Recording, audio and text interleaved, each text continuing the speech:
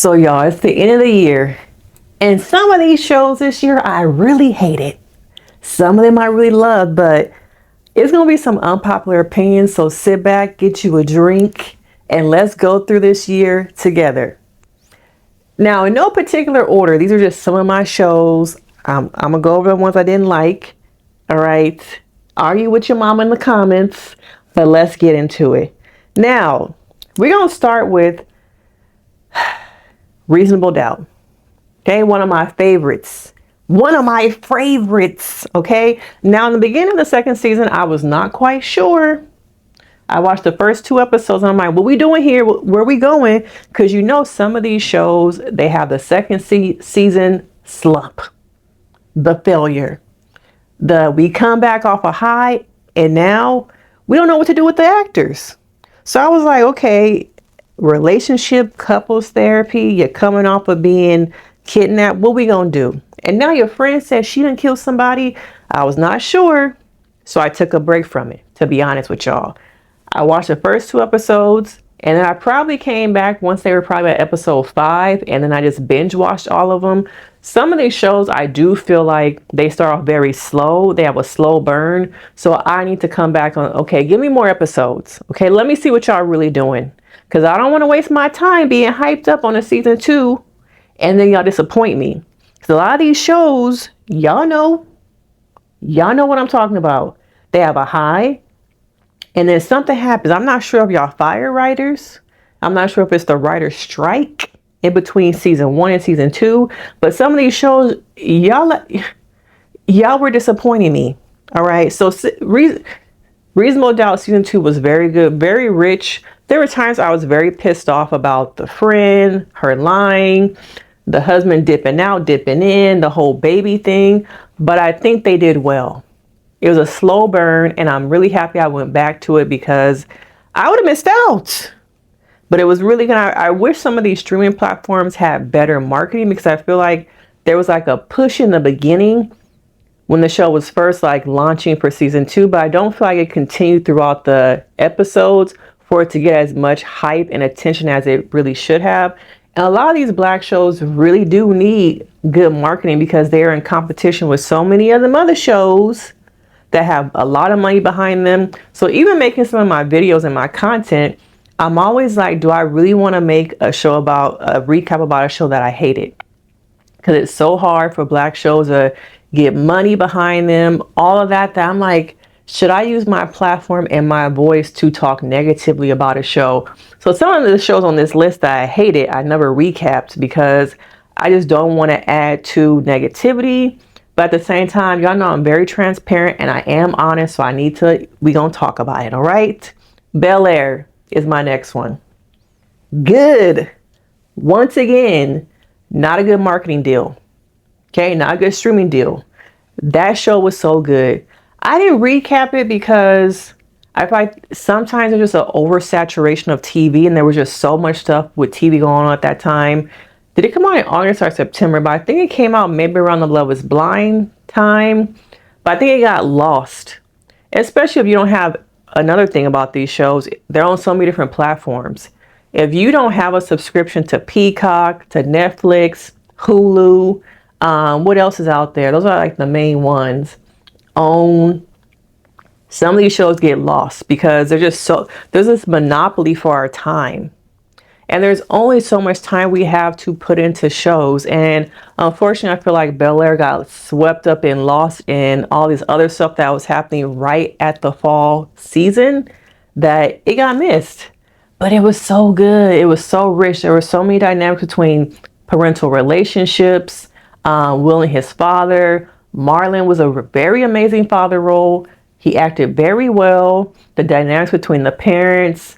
Everyone just had so many different things going on, but it made sense. Sometimes these shows try and give us so many different storylines, so many different plots in one show that it's lost. It's like, what am I watching? It's just so much stuff going on. But it was so good. It has to be up there probably, one of my top 5s this year. Reasonable Doubt, Bel Air are very much in my tops. I wish that these streaming platforms would give more money to black shows that don't have these Not all the actors are A-list actors. They threw so much money to me at Fight Night, which I think might have come out, was it around the same time as Bel Air? But I feel like there was so much money and marketing thrown at that show.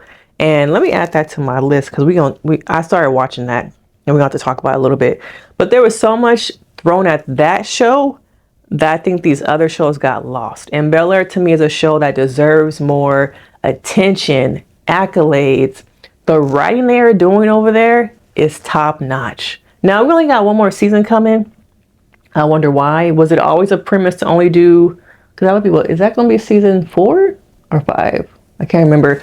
But was there always a premise to only do a couple seasons? Because I'm like, the last season, why? There's just so much there. Okay. But Bel Air. Now, Queenie was also one of my shows. Now, am I going to put that in my top like 3? No, I'm not. Okay. It's in my top 10. It was very good. Another show that in the beginning they pushed so much money at it, but it needed more like longevity with the marketing budget so that more people would watch it. A lot of y'all say y'all watched it because of my recap that I did. But it was really good. Not up there in the top, but it was good. Okay. The Shy. We gotta talk about The Shy. Okay. Once again, it's not in my top. It might be in my top 10, but it ain't in my top 5. All right. The problem with this show is that so many different things. The actors keep changing. And I feel like we started off where we were telling stories on the backside of trauma, but with the trauma, it felt like it was storytelling. But now it just feels like there's nothing there. Okay. At times I feel like, what are y'all doing? Okay. What are we doing now? I feel like we're evolving into this era that we're going to go into this power ghost-like type energy.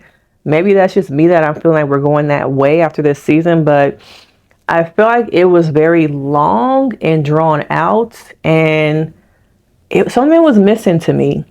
And I'm not sure if it's because it came back, once again, one of those shows that came back after the strike. It could have been that and they lost some writers, but the show to me has never been the same since those first 2 to 3 seasons where they lost some of them good actors because of all that shenanigans going on with Lena Waithe and her crew behind the scene, all that stuff. But I kind of feel like, where do we go from here? Okay. Now, Duda is apparently deceased. It feels like to me we're about to go down that power, the 50 Cent metaverse. And it's just like, what do we do? You know, what do we do with some of these people? The kid, not kid, because they all adults at this point. But I can't remember all their names. But the girl that was dating the guy who went to LA, y'all know, I don't remember names over here. Sorry if you're new. I don't remember names. Okay. I think it was Kevin. Kevin's girlfriend could have went with him to LA. We don't need her no more. What is she really doing? The little bougie girl went from being pro-black. The bougie girl could have she went from being pro-black to now want to be in the streets. And is she struggling with her sexuality? Never made sense to me. Okay. Who else? Papa could go. Okay. It's just like some of these actors to me don't have a lot of storyline. I'm like, what is going on? Because some of them could go. All right. Now, I need y'all to figure it out. Because what season are we on? And I feel like we were kind of on the struggle bus this season. What was really happening? So that's The Shy. The Upshaws, honorable mention, because I did watch that on Netflix. It's something different. Okay, not really what I normally recap over here, but I did like that. Cross. Cross is going to be in my top 5. So we have Reasonable Doubt, we have Bel Air, and we have Cross. Okay, those have been some of my top 3 shows. Now I recapped it on here. Cross, wasn't sure if y'all was really feeling it because the number's showing me something, but I feel like we don't get that type of storytelling where it's like black people who are multi-dimensional who are carrying a show. Normally we are the counterparts. Normally we are in the background. We're the friend of a white character, but to see a cast of black characters and the storyline be so rich. Now, this show has been done over so many times and never have we been able to kind of see it grow. People have done it wrong over and over again. but it was really good and I really enjoyed it. Okay, now I want to know your thoughts. What do you think about Cross? Now we got to talk about Supercell. Okay, now that is in my top 5. So we're counting, right? We got Reasonable Doubt, we got Bel Air, we got Cross, Supercell. Okay, Supercell was not like anything else. All right. Once again, another show led by Black characters, good acting, good storytelling, and something different. That is what really kind of frustrates me about TV shows nowadays, is that they keep doing all these reboots, these remakes, when there are good storytellers, good writers out there, producers, showrunners who want to create shows, who want to create something different. And instead of them putting the money behind new ideas, new talent, let's just do a reboot. Let's just bring back Malcolm in the Middle. Okay, let's just bring back, heroes. All right, let's just bring it back. Let's create another hospital show. Yeah, and we're gonna make it with all white actors. We're gonna put like somebody who's biracial in there, racially ambiguous, someone who's probably of Indian descent. Yeah. Okay, so Supercell, something different. Something that really be like, I'm looking forward to watching this. You sit there and you want to watch every episode. It's bingeable. We are so much like saturated with TV shows, all these different apps, that I feel like we need more shows like Supercell, something different to help us see that we can be multi-dimensional, we can evolve, and just everyone, it was one of those shows where everyone had a different story, but it fit together. There was synergy. Another thing that these shows lack are synergy in their storytelling. They tell us so many different things. It's like, how does it all fit together? How does it all make sense? But you're trying to give me so much to keep me watching that I'm confused, that I don't keep watching. I'm just like, it's too much. I'm overstimulated because there's just too much happening that don't make sense. And I love how we're seeing different things. Supernatural. We don't see a lot of Black shows, movies where Black people are playing superheroes, supernatural characters. That is done well. And I think there's a push to bring more of that in, but people at the top sometimes don't look like us. So I wonder if there's more space now after the success of Supercell for more shows like that to be embraced and for us to have more of that time. Okay. Now, of course, Abbott is up there. Everybody know Abbott is up there. Rap shit was really good. Why do Issa Rae shows don't ever get what they need? Y'all know, if y'all follow me on TikTok, y'all know how I feel about her little reality show. Okay. I miss it. I loved it. Okay. The Sweet Life. I feel like it very much gave Black Beverly Hills, Black, what was that show on BET I cannot think of from like the early 2000s that she was trying to make it about? I can't remember. Y'all gonna let me know in the comments. But it was just like, y'all cancel rap shit? What happened? Another one of us is dying out just so y'all can make a reboot. Just so y'all can give us another of the same. Good actors. Something different. Good storytelling. Showrunners. But once again, y'all want to give me more Malcolm in the Middle. Y'all want to make another reboot. Okay? Why? Okay. So those are pretty much a lot of my favorite shows. Some honorable mentions. Your Honor, season 2. I'm not sure if that came out this year or I just watched it late. But Your Honor is an honorable mention. Average Joe, BT Plus, different and good. Different and good. See, a lot of the shows that I'm realizing that I like are different, but good with storytelling. Riches, I think, came out at the end of last year, so another honorable mention. Okay, now let's get to the shows I hated. Sorry, y'all. We had to get here, okay? I'm just preparing myself for the hate in the comments. I'm preparing myself, all right? Survival of the Thickest. Hated it. I'm sorry, girl, but I hated it. Okay? So many tropes. It was dry. I just didn't like it.